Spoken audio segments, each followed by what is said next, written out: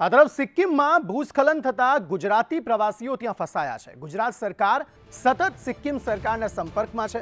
30 ગુજરાતીઓ લાચુંગ ગામે હોટલમાં સુરક્ષિત છે। લાચુંગમાં યાત્રિકોને અલગ અલગ હોટલમાં ઉતારો અપાયો છે।